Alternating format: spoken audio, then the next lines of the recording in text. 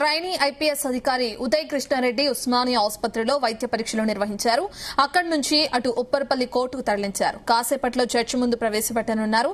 నిన్న మిర్యాలగూడలో ఉదయ్ కృష్ణారెడ్డిని అదుపులోకి తీసుకున్న పోలీసులు అనంతరం టాస్క్ ఫోర్స్ కార్యాలయానికి తరలించి సుదీర్ఘంగా విచారణ జరిపారు. ఈ కేసులో ఇప్పటికే బాధితురాలి నుంచి సమగ్ర వివరాలు సేకరించడమే కాకుండా ఆమె స్టేట్మెంట్ ను కూడా అధికారులు రికార్డు చేశారు. బాధితురాలికి ఉమెన్ సేఫ్టీ వింగ్ ఆధ్వర్యంలో అవసరమైన వైద్య పరీక్షలను కూడా విజయవంతంగా నిర్వహించారు.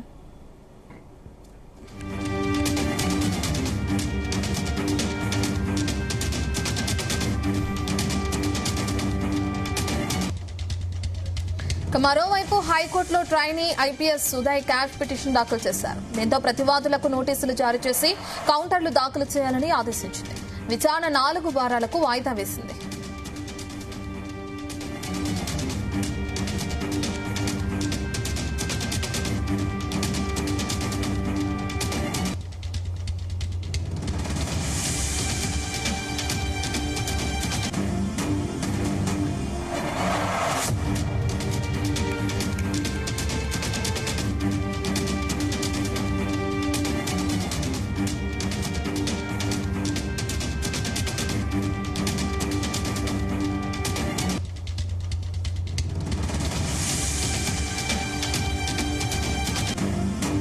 నిన్న మిర్యాలగూడలో అదుపులోకి తీసుకున్న ఐపీఎస్ ట్రైనీ అధికారి ఉదయ్ కి వైద్య పరీక్షలు పూర్తయినాయి.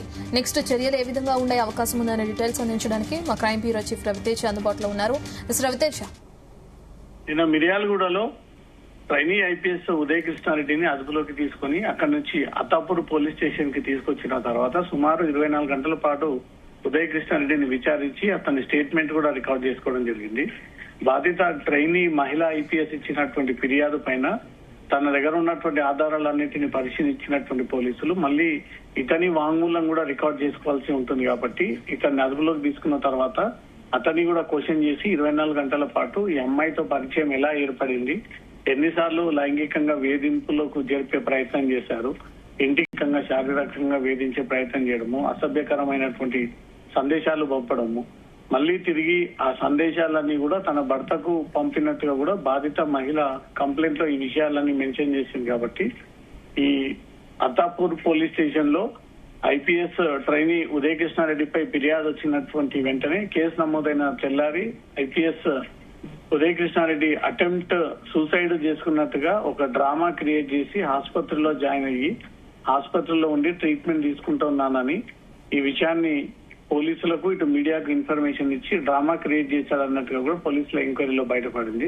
అతను డిశ్చార్జ్ అయినటువంటి వెంటనే తిరిగి అక్కడి నుంచి పరారీలో ఉండడము, అజ్ఞాతంలోకి వెళ్లిపోవడము, అతను ఉన్నటువంటి 2 చోటికి పోలీసులు అతన్ని పట్టుకోవడానికి వెళ్ళినప్పుడు అతను పరారీలో ఉన్నాడు అంటూ కూడా ప్రకటించడం జరిగింది. మరోపక్క అతను హైకోర్టుని ఆశ్రయించి హైకోర్టులో తన క్వాష్ పిటిషన్ దాఖలు చేయడం జరిగింది. అత్తాపూర్ పోలీస్ స్టేషన్ లో తన పైన నమోదైనటువంటి కేసులో తన పేరుని తొలగించి తనకు క్లీన్ చిట్ ఇవ్వాలి, ముందస్తు బెయిల్ ఇవ్వాలంటూ హైకోర్టుని అప్రోచ్ అవ్వడము, హైకోర్టు గతంలోనే తిరిగి ఈ రోజు విచారణ చేపడతాము అంటూ తిరిగి నిర్ణయం తీసుకోము. ఈ రోజు విచారణ సందర్భంగా ప్రతివాదులకు గౌరవ న్యాయస్థానం నోటీసులు జారీ చేస్తూ కౌంటర్ దాఖలు చేయాలంటూ కూడా ఆదేశిస్తూ విచారణ తిరిగి 4 వారాలకు వాయిదా వేసినట్టుగా తెలుస్తోంది.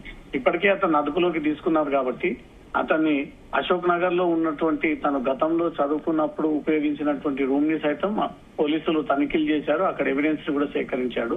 ఇప్పుడు ఎస్ఆర్ నగర్ లో ఉన్నటువంటి ఇంటిని సైతం తనిఖీ చేసి అక్కడ కూడా ఆధారాలు సేకరించారు. తనను ఉస్మానియా ఆసుపత్రికి తీసుకెళ్లి వైద్య పరీక్షలు ముగించుకుని అనంతరం తీసుకెళ్లి అతన్ని మెజిస్ట్రేట్ ముందు హాజరుపరచబోతా ఉన్నారు అత్తాపూర్ పోలీసులు. మెజిస్ట్రేట్ ముందు హాజరుపరిచిన తర్వాత కోర్టు ఏ రకమైనటువంటి నిర్ణయం తీసుకుపోతా ఉందనే దానిపై మరి కాసేపట్లో ఒక క్లారిటీ రాబోతా ఉంది. బాధితురాలకు కూడా వైద్య పరీక్షలు నిర్వహించారన్నట్టు తెలుస్తుంది. దీని తర్వాత తనకి సంబంధించి ఎటువంటి ఎంక్వైరీ కొనసాగే అవకాశం ఉంటుంది అనుకోవచ్చు. బాధితురాలు తను మెన్షన్ చేసినటువంటి కంప్లైంట్ లో తన పైన లైంగిక వేధింపులు లైంగిక దాడి కూడా జరిగింది అంటూ కూడా దాంట్లో మెన్షన్ చేయడం జరిగింది. అనేక సార్లు తన ఇబ్బందికి గురి చేశాడు, నేరుగా తన ఇంటికి పిలిపించి ఈ రకమైనటువంటి చర్యలకు పాల్పడేవాడు, అసభ్యకరమైనటువంటి సందేశాలను పెట్టి కొన్ని ఫోటోస్ ని సైతం షేర్ చేసి అవన్నీ ఆధారాలు మళ్ళీ తిరిగి తన హస్బెండ్ కి పంపించి తనను ఏదో రకంగా దక్కించుకునేటువంటి ప్రయత్నం చేస్తా ఉన్నాడు. ఇతని వేధింపులు తాళలేక గతంలో పోలీస్ అకాడమీలో ఈ విషయాలు తెలియజేసినప్పటికీ ఎలాంటి యాక్షన్ తీసుకోకపోవడంతో ఈ రోజు పోలీస్ స్టేషన్ మెట్లెక్కి తను ఈ ఫిర్యాదు అందజేయాల్సి వస్తుంది అంటూ కూడా బాధితురాలు ఆ వివరాలను కూడా దాంట్లో మెన్షన్ చేయడం జరిగింది. తోటి ఐపీఎస్ అధికారి పోలీస్ అకాడమీ కేంద్రంగా జరిగినటువంటి ఘటన కాబట్టి పోలీసులు అన్ని కోణాల్లో ఈ కేసుని వెరిఫై చేస్తా ఉన్నారు. అటు బాధితురాలకు ఉన్నటువంటి అనుమానాలన్నీ కూడా స్టేట్మెంట్ రూపంలో రికార్డ్ చేసుకున్నారు. ఇతను అదుపులోకి తీసుకున్న తర్వాత ఇతని నుంచి కూడా వాంగ్మూలం రికార్డ్ చేసుకున్నటువంటి అనంతరం అతను మెజిస్ట్రేట్ ముందు హాజరుపరచబోతా ఉన్నారు. హాజరుపరిచిన తర్వాత కోర్టు నిర్ణయాన్ని బట్టి అతన్ని జైలుకి తరలిస్తారా లేదా ముందస్తు బెయిల్ పైన ఏదైనా విడుదల కాబోతా ఉన్నాడు అనే దానిపై కొద్దిసేపట్లో ఈ వ్యవహారానికి సంబంధించినటువంటి క్లారిటీ రాబోతా ఉంది. Thank you Raviteja.